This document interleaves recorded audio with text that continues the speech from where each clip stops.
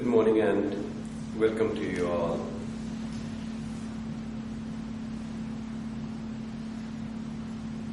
Today is September 13th, so close to the famous day September 11 of 1893, not 2001. People remember 2001, forget 1893.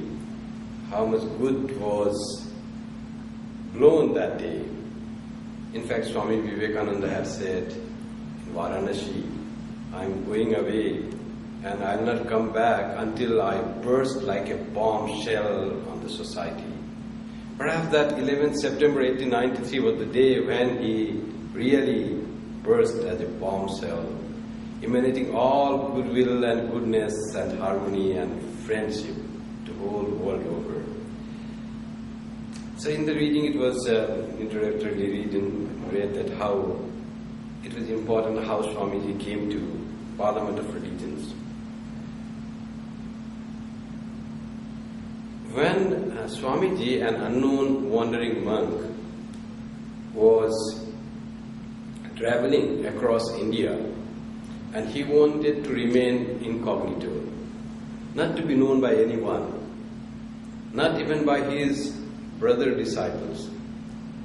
In fact, so that he remains hidden, he had chosen different names. So somewhere he said, my name is Satchidananda.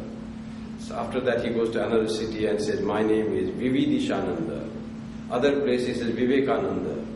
Because some of his brother disciples were so attached to him, particularly Swami Akhandananda, so he wanted to be associated with him, and Swami Vivekananda wanted to remain alone without getting association with anyone. He wanted to have that taste of paribrajaka life of a mendicant friar. So people didn't, so that he remains unknown. But how can a gem so lustrous remain hidden?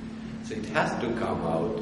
Whomsoever Swami Vivekananda met and spoke a few words, he or she was captivated by his knowledge and more so by his spirituality, by the divinity that was manifesting through him.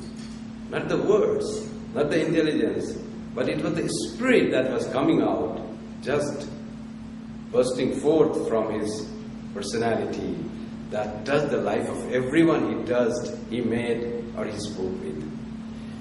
So he came, and in Madras, people of South India, Madras, instantly could understand what this personality is. Such a person had not come in India for a long time. It was something very special. People of Madras could understand. Others loved, but they could not fathom the greatness that Swami Vivekananda was.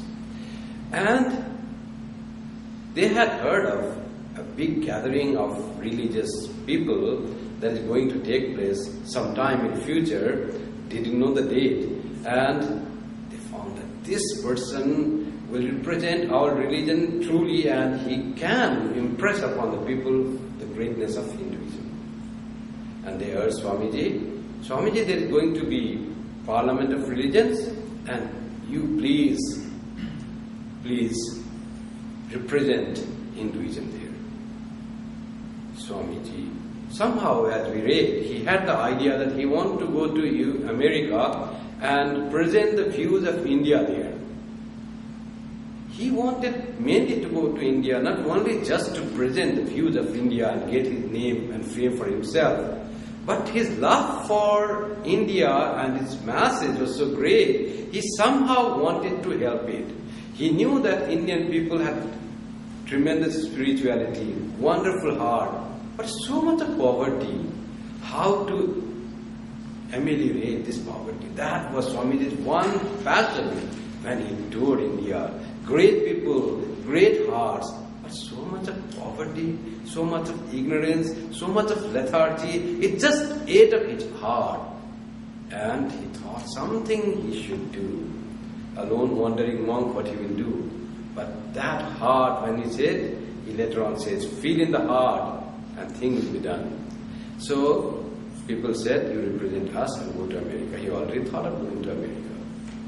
Now finally time came, money was collected. Raja of Khetri said, I will give you the passage money and a little cloth and some pocket money, and please go to America. So he said, when all of you are trying, should I go or should I not go? That was again hesitation, though he wanted to go. Then he had a strange vision.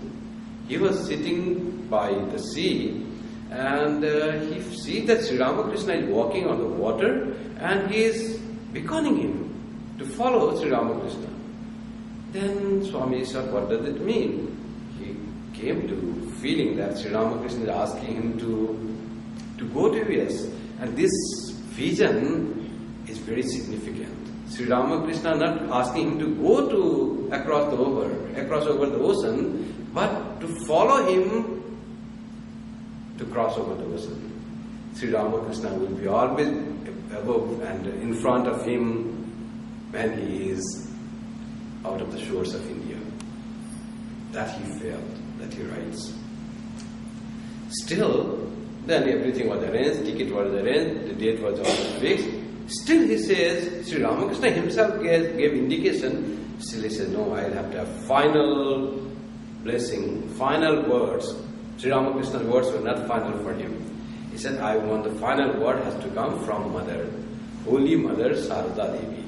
If she says I should go, only then I will understand it is the will of God that I am going. It is not my own will, my wish to go to US and present India and try to get something for my poor country. But it is the will of divinity that I should go there. He writes a letter to Holy Mother who was in Jairambati, in remote village from Bombay, and says, this is the case, people are wanting me to go. Mother, what do you say? What is your opinion? Now, how long it used to take time for a letter to go from Bombay to all the way in Jairambati, in a village, and from Jairambati that some answer has to come. There were no telephones, there were no computers, there were no emails. But he had to wait for that. Without mother's consent, he will not go.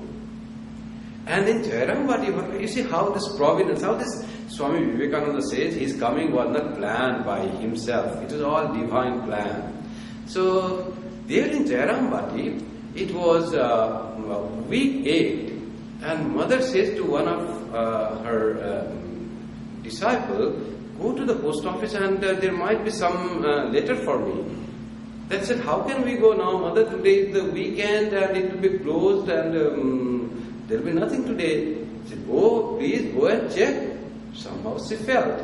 And that man really goes, and the post office was near the person, the postmaster used to be there. He asked, the mother sends me here. And she said that if there is some letter for her. Postmaster said, yes, yesterday only one letter came in her name. I go and open the office for you and give the letter. The letter was read to her, and she writes back, yes, you must go to the West. She gives a blessing, and it comes to Swami Vivekananda. Swami Vivekananda then writes, he was the final authority for his going, now clear. Final passport, visa is given. There were no visa for at that time. This was the visa, divine visa given by Holy Mother. Yes, you cross the ocean and go to the West. Now Swamiji boards the ship, peninsular, and travels. While going, he wrote very nice travel account and sent it to his brother disciples in Calcutta and also to his disciples in Madras, who sent him to the West. And later on it was written as Paribrajak, as sojourner of a traveler or something in English. And he travels to Singapore, Hong Kong, Canton, and finally he goes to Japan. Then deboards the ship, takes the land route, sees inside of Japan, and was so much impressed with Japan and its culture that he writes back that every Indian should come to Japan to see how much they work, how much they love their country, how much energetic and disciplined they are. And Swami from Japan came here and he said that Swamiji said this not only just by seeing Japan first, but even after he traveled whole of the West, US, France, London, all these places, even then he said every Indian should come to Japan and see and learn from them. So then finally he comes to, by the Empress of India, he takes a ship in Japan in another port and comes to Vancouver. He was first quarantined in Victoria and then the ship brought him to Vancouver in Canada. Swamiji's journey to the West starts from Canada. So as Canadians we are very proud of it. And Swamiji might have rested overnight there in a hotel in Vancouver and took the train next day for going to Chicago. And that train had to pass through Rockies, Canadian Rockies, to Winnipeg in Manitoba, and from thence he had to travel southwards to Minnesota and then to Chicago by the train. And he had wonderful words of praise for the beauty of Canadian Rockies that he saw through the train. He said it's charming, nature's charming beauty was great, he praises it. And he was overnight in Winnipeg. He came in sometime in July in Winnipeg, 31st May 1893. He had traveled from Bombay, and in July 25-26 he came to Winnipeg, he said. And overnight he stayed there, perhaps at the station itself.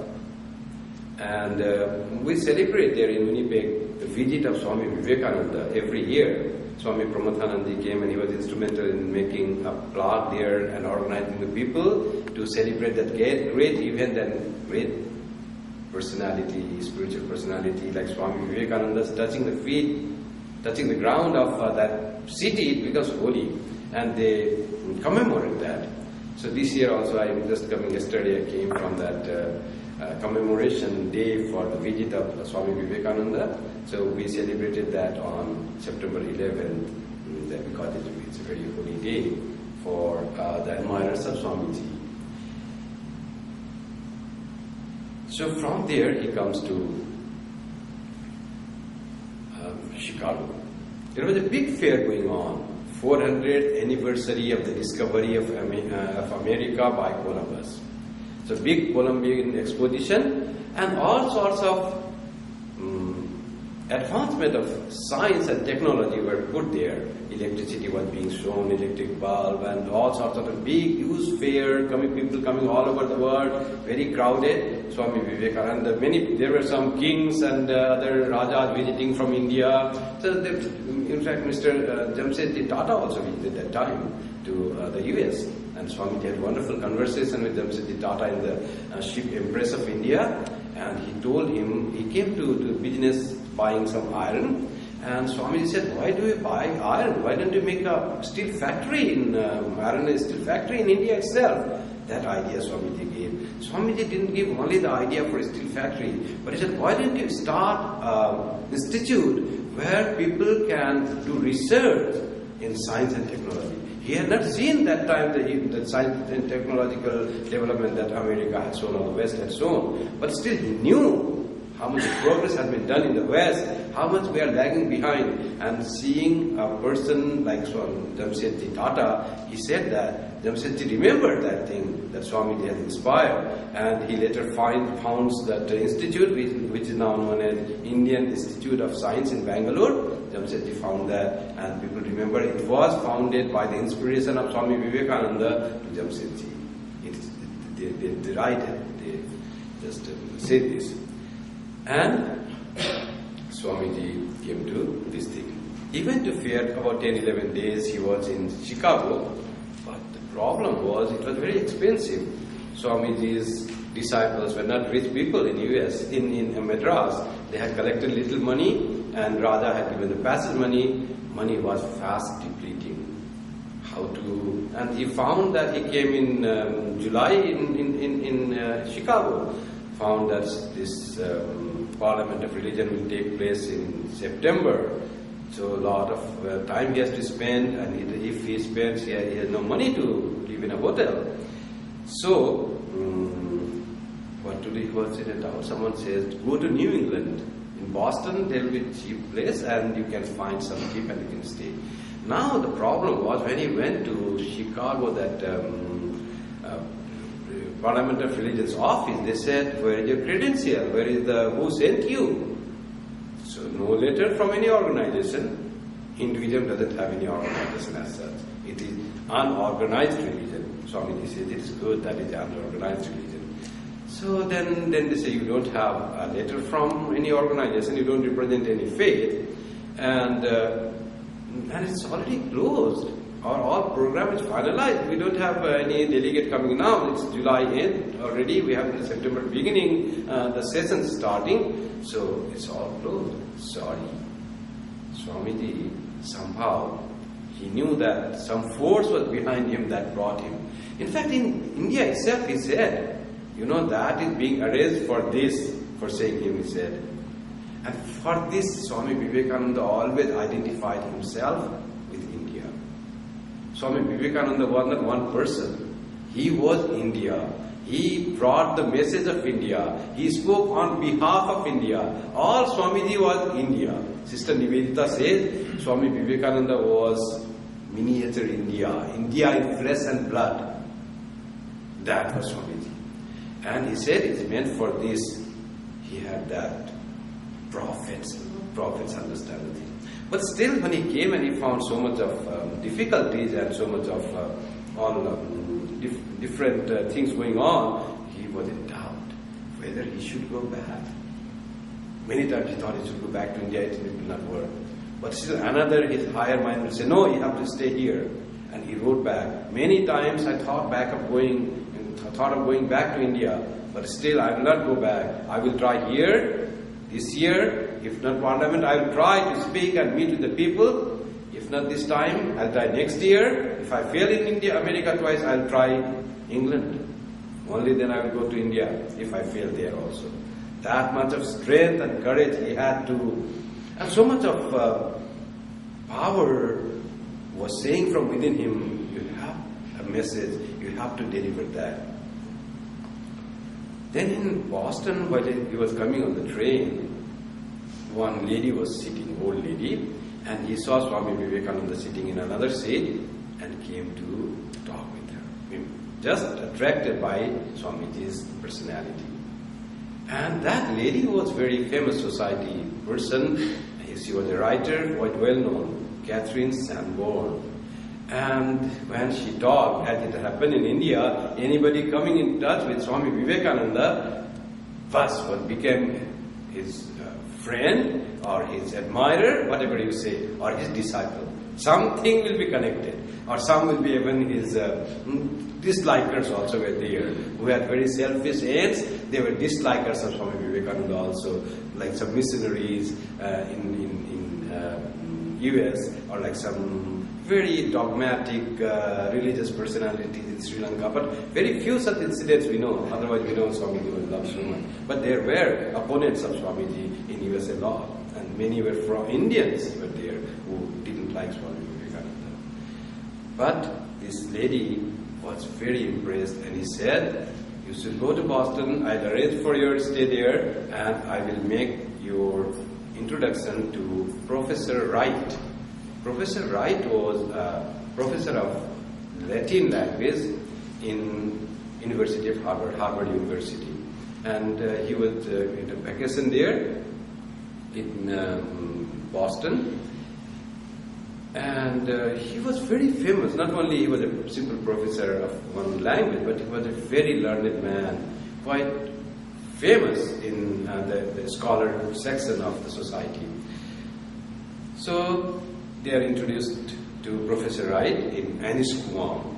Annisquam is a village about 1 hour drive from Boston.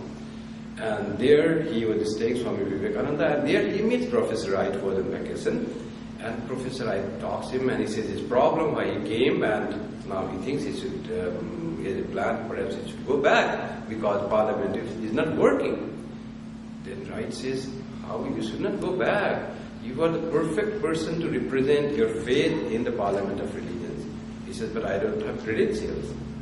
Then he says, Swami, to ask you credentials is like asking sun to have its right to shine. Has the sun its right to shine? Like that thing. And he writes one to his friend in the delegate choosing committee in the Parliament. He writes, here is a person from India who is more learned than all our learned professors put together. So that was his recommendation for a presentation. And he gives the address of Mr. Barrows, the chairman of the General Committee of the Parliament of Religions. And after giving some talk in the church in Ennisquam and giving some gatherings, small gatherings, he did speak in public, but not as big gathering as Parliament of Religions. But already he spoke in a small church in Ennisquam, in New England, in Massachusetts. So Swamiji was exposed that way, and everybody was praised very much. And then he comes to Chicago, now ready to meet the people, representatives, so that he is accepted as a delegate. And when he came to the station, it was already evening, and he wanted to go to the people in Parliament of Religion, that person, and he searches his pocket, and that address was missing. Now he doesn't know where to go. He tried to ask the people, do you know the address of Barrows? Nobody understands English there. That was a German area. The railway station in Chicago was a German-speaking area, and people could not understand what he is speaking. That night he just was in a box, in the railway compartment perhaps, or in a box. Some say the box is the name of small hotels. We don't know where he passed that night. But morning he got up, hungry, no food, no money. And he tried to ask people in the morning again, knock the door, whether he can have some food. He was a sannyasi and he lived like that. And everywhere he was treated very rudely. Some just saw him and closed the door at his face. And no one helped. Then Swamiji says, I was too tired and too hungry. Now where to go? In this unknown country, no friend, no known person. Now he says, I smelled fresh water. What does that mean? He knows. I smelled fresh water, and he goes to the Lakeshore Drive. He starts walking towards Lake Michigan. So goes to the Lakeshore Drive, but no one on the road. That time it was like that, and whom to ask, where to ask. Then he finally was tired too much, and he sat by the sidewalk on the grass, completely surrendering his will to the Lord. Total surrender. You now guide me. I don't know what should I do. Now even he doesn't have money, I think, to go back to India. No passage money was given. When this complete 100% surrender to the will of Lord was given, then miracle happened. As in the Gita it is said, give up everything to me, I will take care. Sri Krishna says, Sarva dharman parityajya mamekam sharanam braja. Take refuge in me. Giving up everything, and then I will take your care. Aham tva sarva papebhyo mokshayashyami. I will liberate you from all troubles, all ignorance. And that promise Lord gave thousands of years ago, now he is keeping that promise still. Swami Vivekananda surrendered, and the door in front, across the room, the house of the door opens, a regal-looking woman comes to Swami Vivekananda and speaks in a very courteous, soft voice. He was being treated so rudely so far. Now the scene changes. This lady comes and asks, Sir, are you a delegate to the Parliament of Religions? How could she feel that way? He looked very grown beard and fresh, sitting on the ground alone. Why people moving for Parliament of Religions will come on the sidewalk and sit there? They all will go to the places. They were being hosted by different persons in different localities. Why did she feel that? That promise of the Lord Krishna. If you surrender totally to me, I will take every care of yours. Then Swamiji explained, she was impressed. A known person, a lady, she invites him to her own house, gives her breakfast, talks about, then drives herself. Swamiji is driven to the office of the Parliament of Religions. Everything was set. After that, he was accepted as a delegate. Who was not being accepted in July, he is accepted in September. Just 2 days before. All plans must have changed.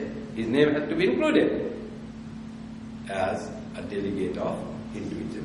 There were people who represented different sects of Hinduism, but Hinduism itself was not represented. And on September 11, at 10 o'clock, the bell rang 10 times, and all 31 delegates, they were taken in a procession and were took to the dais, to the platform, in the Hall of Columbus, in the Art Institute in Chicago. And there, all were sitting, the deliberation started, they welcomed all, and there was now to be the response of welcome by the delegates. One by one, people were coming and giving their introduction and response to the welcome of the Parliament of Religions. The hall had the capacity of about 4,000, but it was fully packed and overflowing. People say there were people, about 6,000 to 7,000 people were sitting there. Every bit of space was filled. And then Swamiji's turn came. The person said, now go and introduce and reply to the address of welcome. Swami said, not now, not now. Swami was feeling nervous now. He never faced such a huge gathering. Another thing, everyone was prepared to speak something. They had written something and brought to speak. Swamiji didn't bring anything prepared. He didn't bring. He never wrote and spoke. Now, what to speak in this big gathering? Leaders of all faiths sitting in the platform with him. And all the brilliant people of the whole world, particularly America, are sitting in front of him in thousands, and he has to represent to that great work representing India and her wisdom. He didn't represent just the Hinduism. He had to represent the Indian wisdom.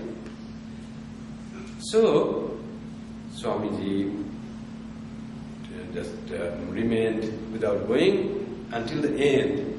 And at number 31, at the end, then Swamiji was called again. All are finished, now I have to go. He said, I came, mouth was drying, and what to speak I don't know. I bowed down to Mother Saraswati, Sarada. Again, Mother was there with him always. And he doesn't say about Sri Ramakrishna that he remembered. I think Sri Ramakrishna was one with him. He was not separate from Sri Ramakrishna throughout his life after that. So, then bowed down and said that famous 5 words, sisters and brothers of America. And what happened to this audience? Suddenly, all audience raised on their feet, and they started applauding. And the applause, they said, doesn't stop. Swamiji cannot speak another word for full 2 minutes. It is a very long time. Our songs are almost 2 to 3 minutes, you see, so long. And the clapping is going on and on and on. Swamiji is not able to speak another word until that subsided. What made that? What was that impact? It is not that he was the only one to address like brothers and sisters or something like that. There are others who also spoke like brothers and sisters, or many people address like ladies and gentlemen. But what was in these words? Swamiji was sitting. His face had already captivated the people of audience. He was already an object of attraction of the people. And when he came, they say, though he was a little nervous, but his face was blazing like a fire. That is the description of those who have seen him. And his eyes just swept across who were listening to him. And the words came from him, and it had such a great impact. Now, there are many explanations. why was there so much of appreciation for these words? Some say what he spoke was not mere words, it was what he felt. He felt all the audience in front of him as his own brothers and sisters. That feeling caught him, caught all of them, and they felt one with the speaker. Unless there is that relation between the speaker and audience, there is no really reception. There has to be a unification. The more there is the audience and speaker, they come together closer, more is the reception. So there was already that there, and as the person of Brahmagyani, he had the feeling of oneness with everyone. So all those mattered. It was the matter of his spiritual immanence. That was a prime, not the words he spoke, I think. Whatever he would have spoken, I believe that it would have same impact because the words came from Swami Vivekananda. That was important. Swamiji has his own view. Why people were so much moved, overwhelmed by those words, that I will read later. He has his own explanation of why those were so great impact. And there, he spoke not on behalf of one particular religion, but from whole of India as a whole. He says that he thanks the American people and the Parliament of Religions organizers in the name of monastic order. Most ancient monastic order of the world, the Hindu sannyasis. And he thanks in the name of Mother of Religions. That is, he doesn't say in the name of Hindu religion. Mother of Religions, most ancient religion of the world. And not only most ancient religion, but the Hinduism has so broad, it has all the teachings of all the religions can be found in somewhere here or there in Hinduism. So it is mother of all religions. It contains all religious thoughts in itself. Then he thanked in the name of millions of Hindu people, all class and sects. He represented whole of India, in fact. And he was always aware that he has to give the message of India, not just of one particular sect, not just particular of one person, but whole Indian wisdom. And after he had spoken, the speech was very different. It was all about unity of mankind, harmony of religions, and God being approached